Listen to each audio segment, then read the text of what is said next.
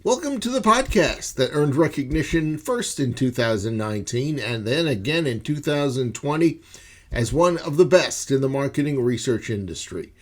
This is Research Business Daily Report, and if you'd like to lend your support to our regular daily video efforts, please go to RBDR's exclusive community at the crowdfunding platform patreon.com/RBDR. This is Bob Lederer, now in my 26th year as the respected voice in market research. If you've been involved in the still relatively young digital advertising space, well, one of your vexing and perhaps even stomach-churning unanswered problems has been trying a way to define digital measurement that everybody would agree on. Last week, reportedly, there was something of a breakthrough as the industry as a whole announced it would concentrate digital measurement efforts at the Advertising Research Foundation.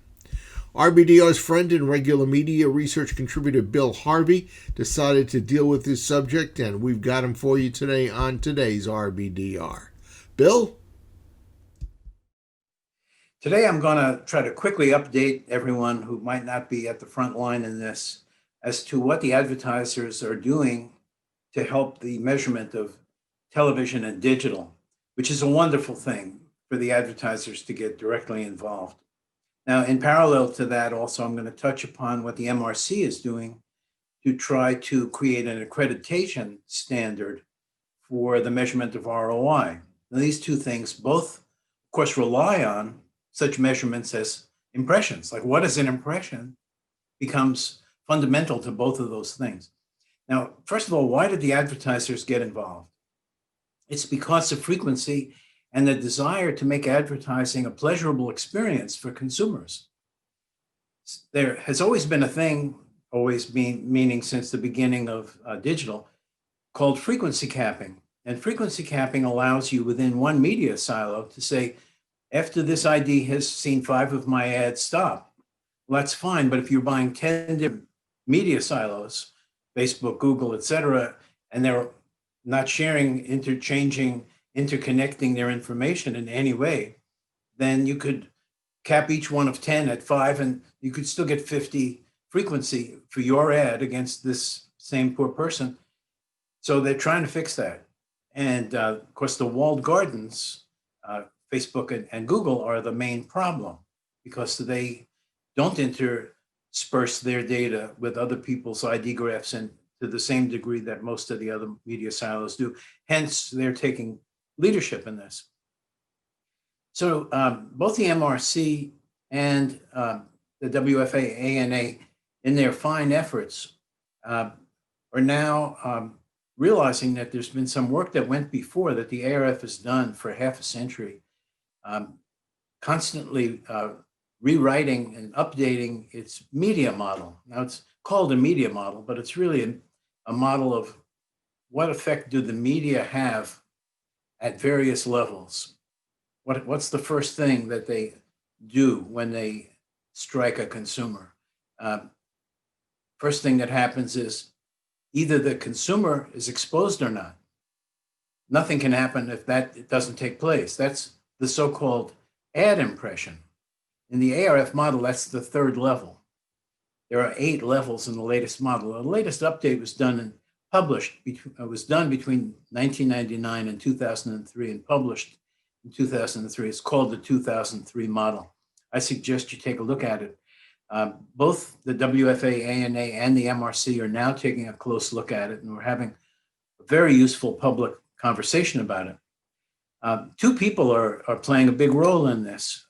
Tony Jarvis, who I think was the incendiary force that held everyone's feet to the fire and said, you have to look at this if you're going to be trying to do what you're trying to do. And everybody woke up to that, and that was a wonderful wake-up call.